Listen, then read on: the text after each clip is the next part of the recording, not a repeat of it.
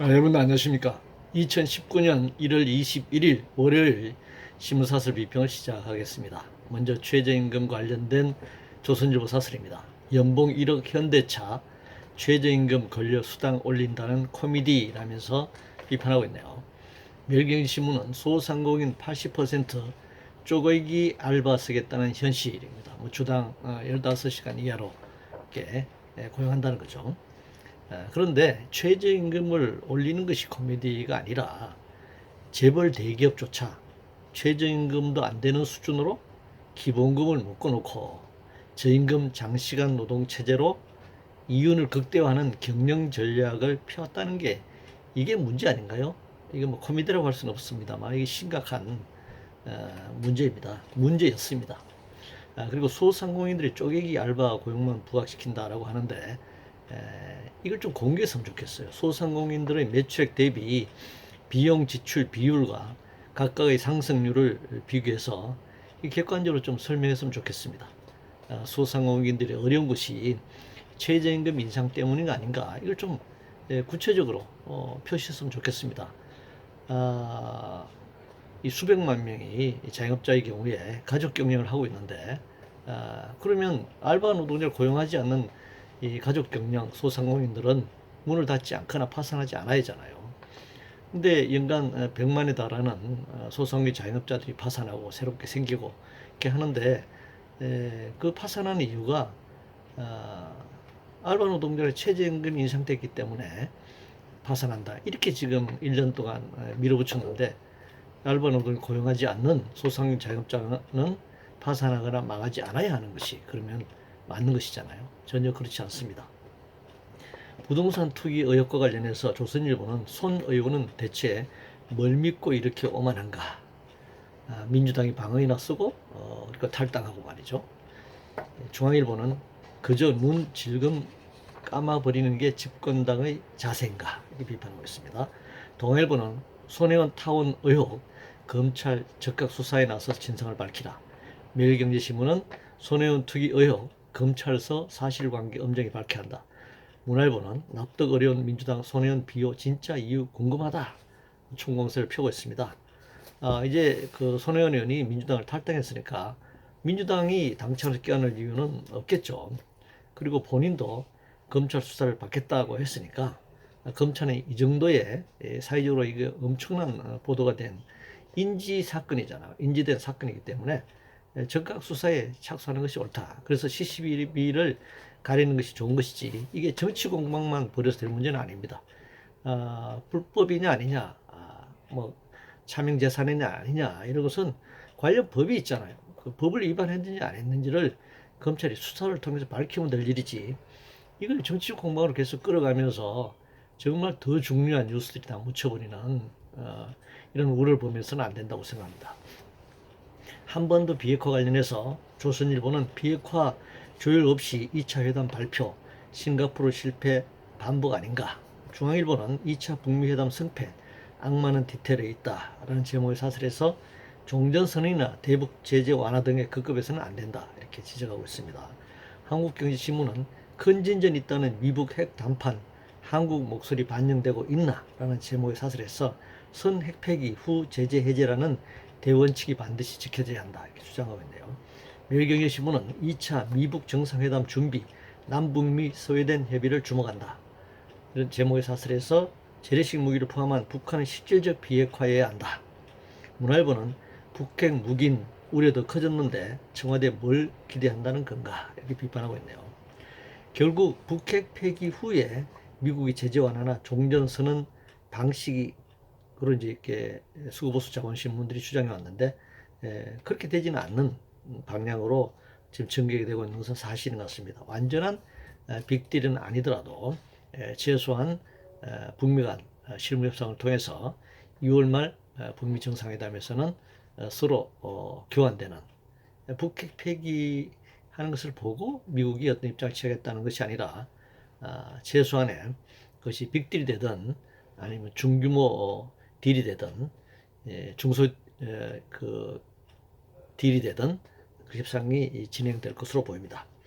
한반도 비핵화는 선언에서 나아가서 완전히 그 한반도 비핵화가 이루어지기까지, 말하자면 패키지 빅딜로 가기까지는 너무나 많은 난제가 있다는 것을 확인할 수 있습니다. 시간도 많이 걸릴 것입니다. 결국 가능한 내용부터 합의할 가능성이 높다라고 하는 것입니다. 만약에 북한이 먼저 ICBM을 폐기하고 미국이 이에 따르는 규제 완화 정도 이렇게 가고, 그 다음 단계로 종전선언으로 가고 하는 정도가 되면 완전한 북핵 폐기가 안 되는 것이지만, 그러나 일단 풀 수 있는 선에서부터 이것을 출발해 나가서 한반도 비핵화라고 하는 장기적 과제로 나아가는 시발점, 싱가포르 선언이 정말 선언에 그쳤다면 이제는 2차 북미 정상회담에서는 구체적으로 한 발 더 나아가는 그런 단계가 될 가능성이 높다. 다만 선 북핵 폐기 후 미국 입장에는 방식으로 협상이 진행되지는 않을 것이다. 우리나라 수구보수 자문신문들이 원하는 방식으로는 전개되지 않을 것은 분명합니다. 그리고 또 그런 구체적인 디테일 협상에서 한국의 이 중재 노력이 가지는 그런 한계가 뚜렷한 것, 그것은 뭐 아쉬운 점이라고 할 수 있겠죠. 한반도 비핵화의 키를 쥐고 있는 것이 역시 북한과 미국이기 때문에 한국의 중재 노력에는 한계가 있다라고 하는 점을 우리가 인식할 필요가 있습니다. 구조조정과 관련해서 동아일보는 글로벌 기업들 선제적 구조조정, 한국은 역중하나 이렇게 비판하고 있네요. 말하자면 한국은 구조조정하지 않는다, 이런 이제 전제를 깔고 이걸 지적하고 비판하고 있는데, 정말 얼마나 구조조정을 해야 구조조정을 한다고 얘기할까요? IMF 외환위기 이후에 얼마나 20여 년 동안 얼마나 많은 구조조정이 진행되었는지 기억에도 없는 것 같습니다. 그리고 최근 몇 년 사이에 자동차, 조선 등 구조조정 과정에 수많은 노동자들이, 수만 명의 노동자들이 길거리로 내몰린 어떤 뉴스가 엄청나게 보도되고, 또 길거리 내몰린 노동자들이 거리 투쟁에 나서고 한 사건들이 엊그제 일들인데, 이 구조조정이 역적하나 이런 그 사설을 쓰는지 이해할 수가 없네요.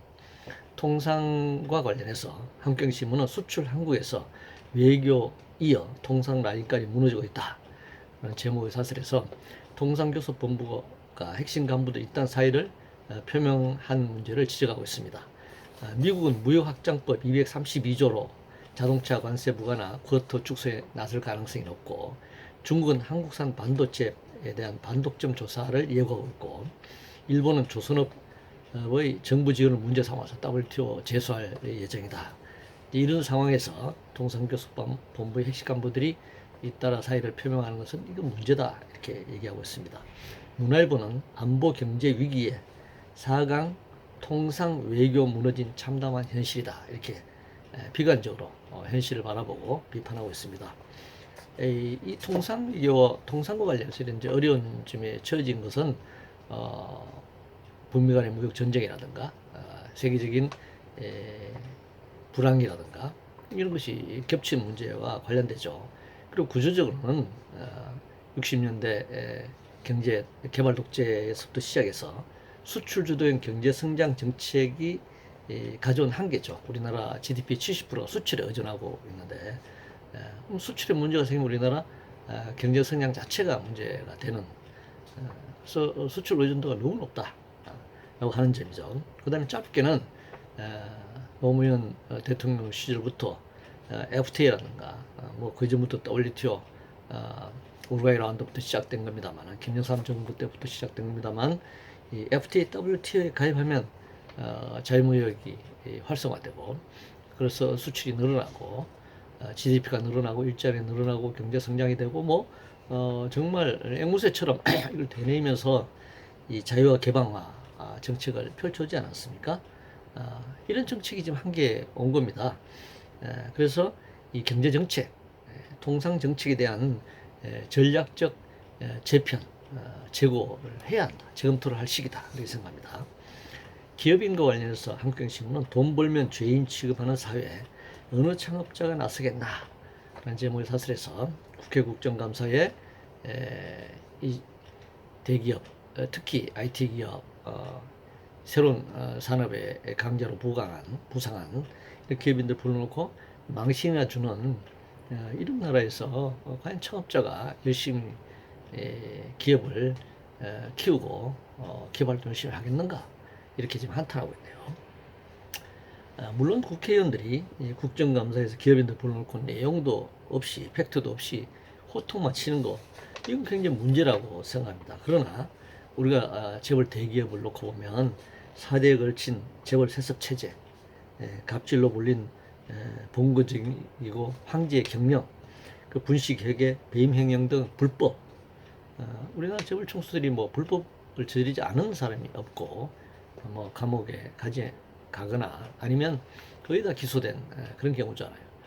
그래서 이게 우리나라 경제가 재벌이 앞에서 끌고 간다라는 이런 이제 이 전제가 있지 않습니까? 그렇기 때문에 어떤 정부든 재벌들에게 이 솜방망이 처벌을 하고 다 풀어줬기 때문에 문제지.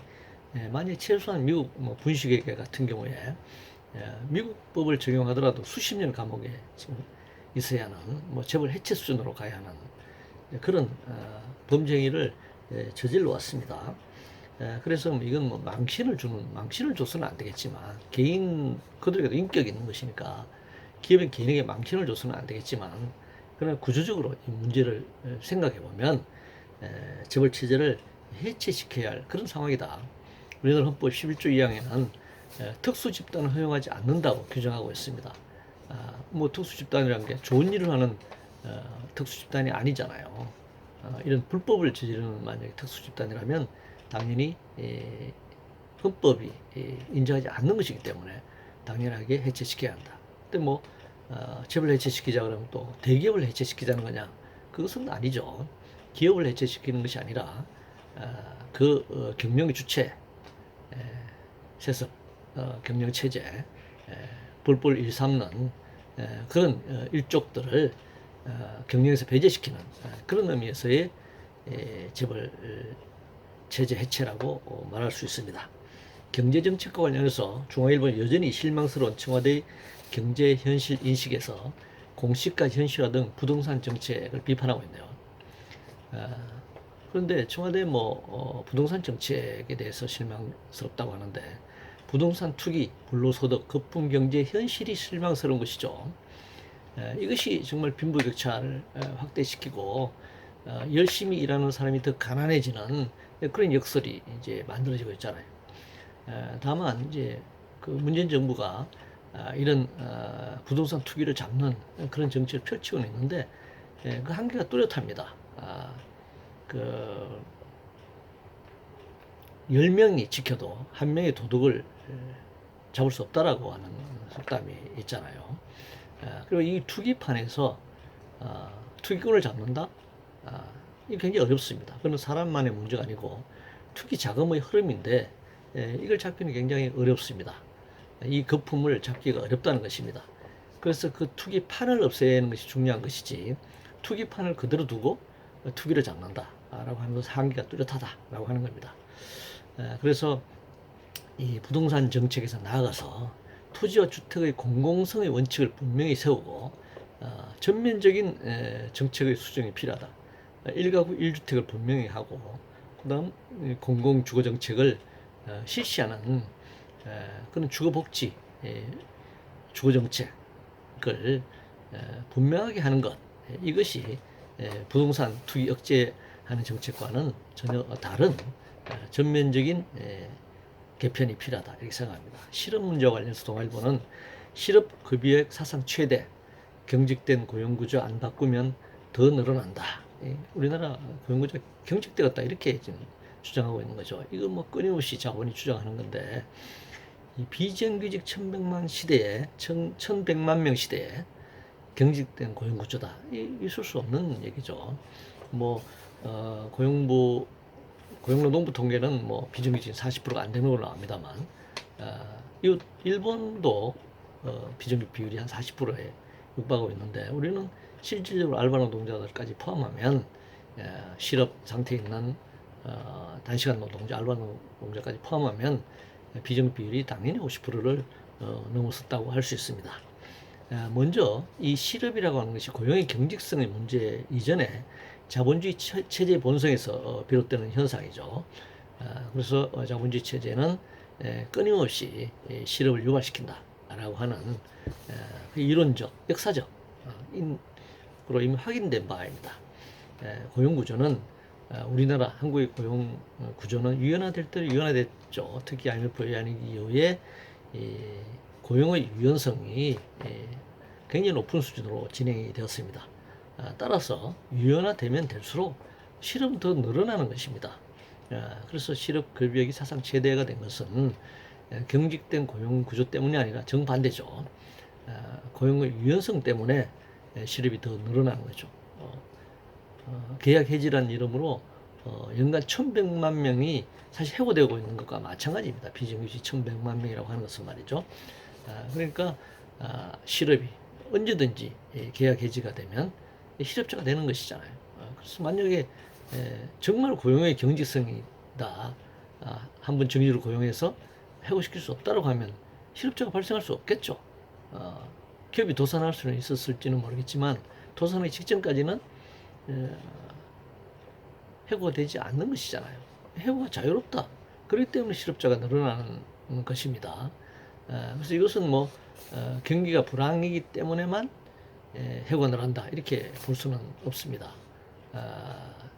우리가 노동시간을 단축해서 지금 경사노예 민주노총이 들어올 것을 강력히 이제 압박하고 있는데 그 경산에 들어와서 대타협을 하자라고 하면서 예를 드는 것이 네덜란드의 한번 30여 년 전입니다만 바세나르 협약을 들고 있거든요.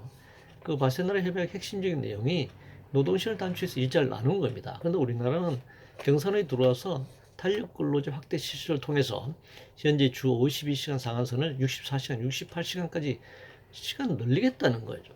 그럼 시간 늘린다고 하는 것은 지금 고용되어 있는 노동자들을 더 장시간 노동으로 내몬다는 것이기 때문에 만약에 64시간, 68시간 주당 이렇게 시킨다면 유럽의 2배에 달하는 장시간 노동으로 내몰겠다는 것입니다.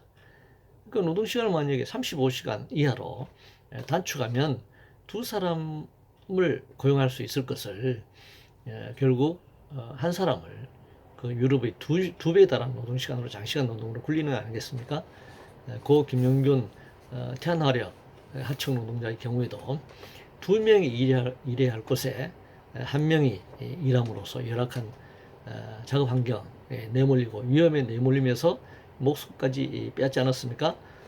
따라서 이 경직된 고용 구조 때문에 실업이 늘어난다라고 하는 것은 전혀 사실이 아니다라는 말씀을 드리고 싶습니다. 이상으로 2019년 1월 21일 월요일 신문사설 비평을 모두 마치겠습니다.